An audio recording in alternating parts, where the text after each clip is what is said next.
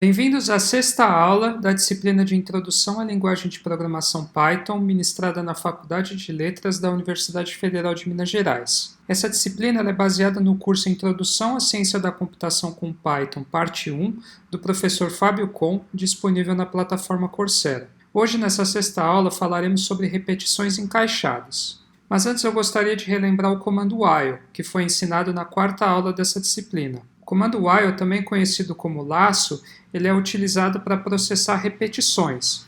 Então ele tem essa sintaxe. Eu defino o comando while, eu defino uma condição como uma expressão booleana. Enquanto essa expressão booleana for verdadeira, ou seja, igual a true, os comandos que estão alinhados dentro do while eles são executados. Só que esse comando ele é utilizado para repetições lineares, seja verticalmente ou horizontalmente. Então, para dar um exemplo do que seria um processamento linear, vamos considerar esse cenário. Vamos dizer que eu tenho que escrever um programa que, dado um comprimento n e uma direção, seja vertical ou horizontal, eu tenho que imprimir uma reta com os parâmetros informados utilizando o caractere estrela. Então, por exemplo, vamos supor que eu dê n igual a 4 e como direção eu aponte um v para vertical, o programa ele imprimiria algo desse tipo.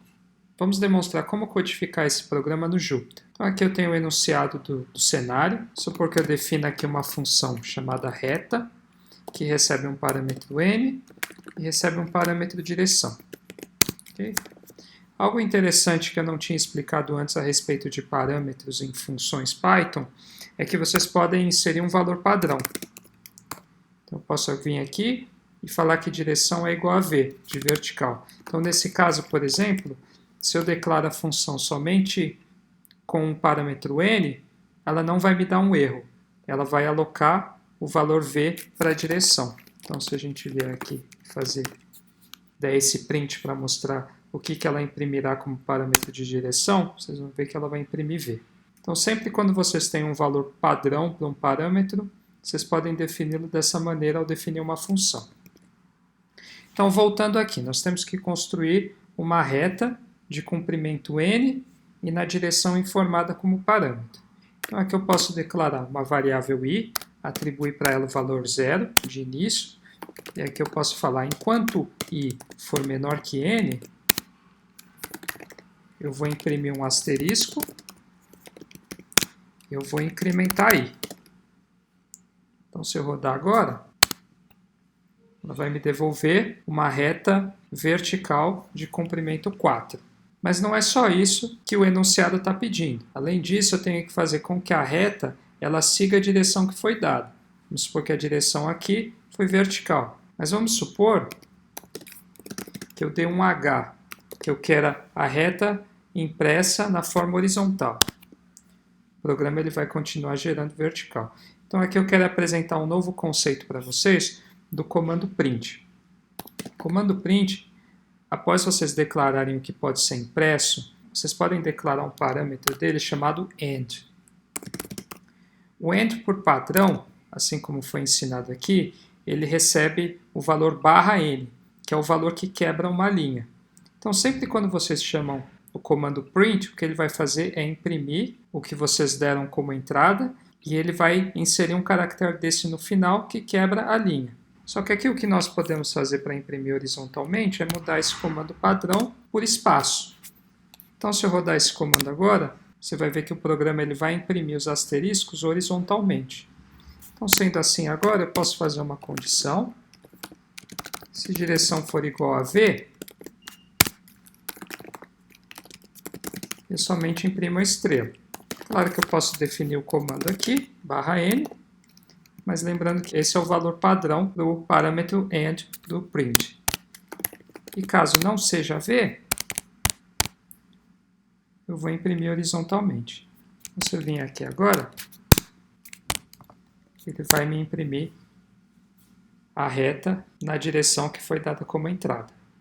Mas aqui eu gostaria de introduzir um problema para vocês. Como nós falamos anteriormente, o comando while ele só lida com problemas que são processados linearmente, ou seja, verticalmente ou horizontalmente. Então vamos supor que eu preciso ler uma lista de números. Esse é um programa que ele vai ler linearmente. Mas vamos supor que eu precise resolver um problema que ele necessite processamento tanto horizontal quanto vertical ao mesmo tempo. Como é que eu faria? A resposta para isso são as repetições encaixadas. Então, as repetições encaixadas, elas também são conhecidas como laços aninhados, e elas têm essa sintaxe aqui.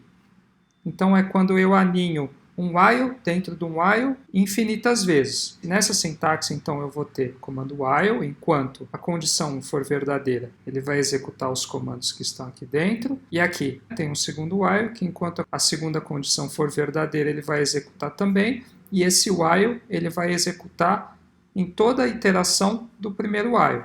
Esse tipo de repetição é muito utilizado para problemas que necessitem ser processados horizontalmente e verticalmente ao mesmo tempo. Então a gente pode pensar, por exemplo, como uma tabela. Imagina que você tem uma tabela Excel, que você tem 10 linhas e você tem 10 colunas. Então aqui primeiro vocês definiriam enquanto houver linhas e dentro de cada linha vocês teriam um outro while que processaria as colunas de cada linha. Então enquanto houver colunas. Então eu vou demonstrar com alguns exemplos aqui para ficar mais claro. Então vamos dar esse primeiro exemplo. Escreva um programa que, dado um parâmetro n, imprima um quadrado de lado n, utilizando o caractere estrela. Então, por exemplo, vamos supor que, dado n igual a 4, o programa ele teria que imprimir algo semelhante a essa figura aqui. Então, vamos ver como fazer isso no Jupyter. Então, aqui eu tenho o enunciado do exemplo 1. Eu vou definir uma função chamada de quadrado, e ela vai receber como entrada um parâmetro n, que vai definir o lado do quadrado. Posso definir aqui um índice chamado de linha. Então, linha 1. Quanto a linha ela for menor ou igual a n, eu vou chamar aqui um outro while, que vai ser controlado por uma variável chamada coluna. Então, enquanto coluna também for menor ou igual a n, ela vai me imprimir aqui um asterisco.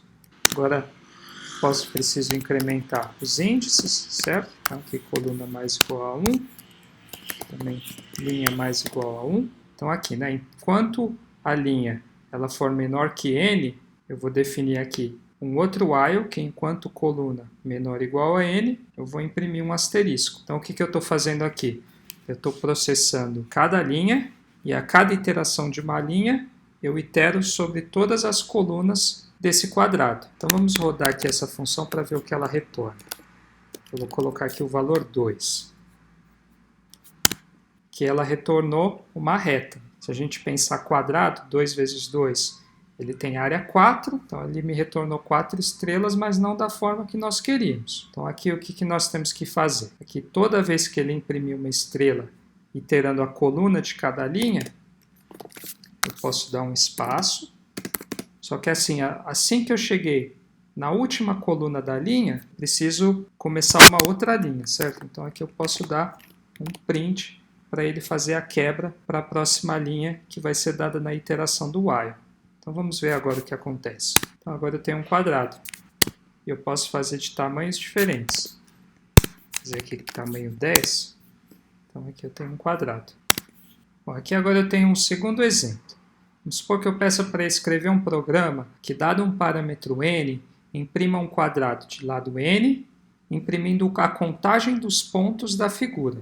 Então, por exemplo, dado n igual a 4, ele teria que construir esse quadrado de lado 4, mas a cada ponto desse quadrado ele teria que imprimir quantos pontos tem até então. Então ele faria assim, na primeira linha, 4 colunas, né? Então fazia 1, 2, 3, 4. Começaria a segunda coluna com a contagem de 4, fazia 5, 6, 7, 8. Aí assim por diante, 9, 10, 11, 12, 13, 14, 15, 16. Então vamos ver como implementar esse programa em Python no Jupyter. Vamos lá, para resolver esse problema, é muito semelhante ao primeiro. Eu vou utilizar laços aninhados, também utilizando uma variável linha para iterar as linhas do quadrado e uma variável coluna para iterar as colunas desse quadrado. E assim, ao invés de imprimir estrela, eu vou ter que ter uma variável que armazena quantos itens foram imprimidos até então e imprimir o próximo item. Então vamos ver como fazer isso. Eu vou chamar aqui uma função quadrado 2, ela também vai receber n, e aí eu defino linha igual a 1. Então, enquanto linha for menor ou igual a n, eu vou ter uma segunda variável coluna igual a 1. E aqui dentro eu vou iterar todas as colunas de uma linha.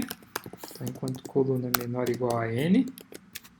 E aqui eu tenho que imprimir algo. Então eu posso criar uma variável pos, que começa com 1. Então aqui eu imprimo pos. E aqui eu incremento pos igual a 1. E aqui também incremento coluna igual a 1.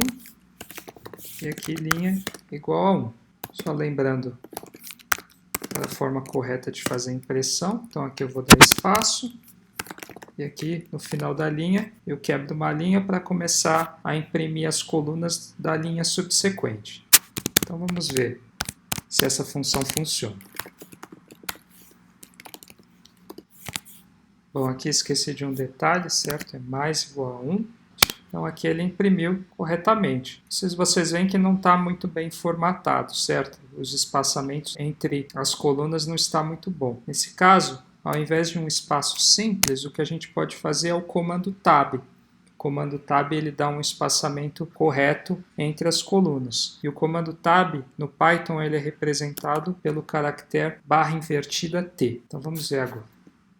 Agora bem melhor, né? Vocês veem que o quadrado está claro, eu posso fazer ainda quadrado 6, então ele dá a contagem de cada item do quadrado até chegar a 36. Aqui um quadrado de lado 6, 6 vezes 6, ele tem a área de 36. Então aqui, sempre no final, ele aponta o tamanho da área do quadrado. 7, por exemplo, 49 e assim por diante. Bom, agora aqui um terceiro exemplo, para vocês verem como é que funciona laços alinhados. E aqui eu vou considerar algo que é muito comum na matemática, que é uma matriz identidade. Então, uma matriz identidade em matemática é uma matriz diagonal, cujos elementos da diagonal são todos iguais a 1 e os restantes são iguais a 0. Então, aqui vamos supor que eu peça para escrever um programa que, dado um parâmetro n, ele imprima uma matriz identidade de tamanho n.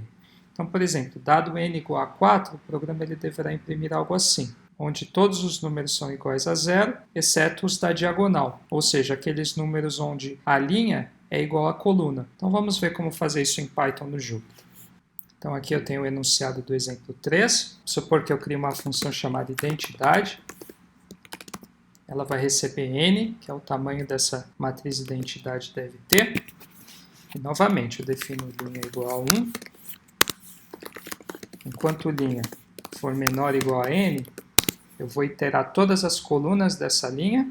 Então, vou criar aqui uma variável coluna, que representa a coluna. Então, enquanto coluna for menor ou igual a n, e aqui aquela condição que eu tinha falado anteriormente. Uma matriz identidade, ela tem todos os valores igual a 0, exceto aqueles que estão na diagonal. Então, se nós vermos aqui os elementos que estão na diagonal, são aqueles da qual a posição da linha é o mesmo da coluna. Então, 1, 1, 2, 2, 3, 3, 4, 4.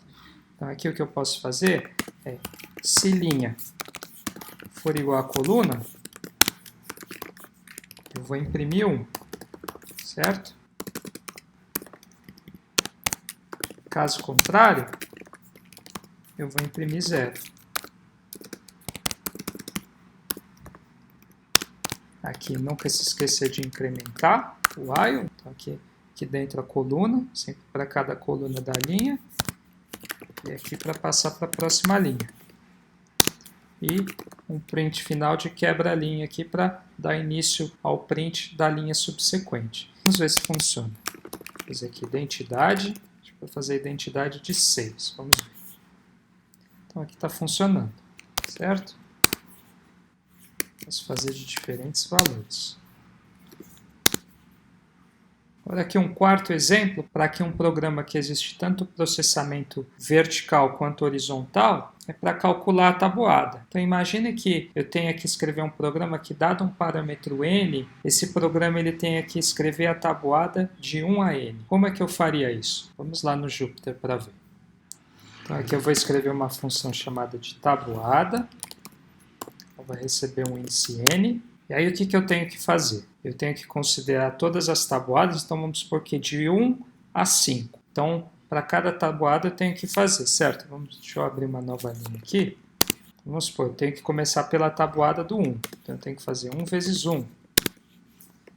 1 vezes 2. até 1 vezes 10, certo?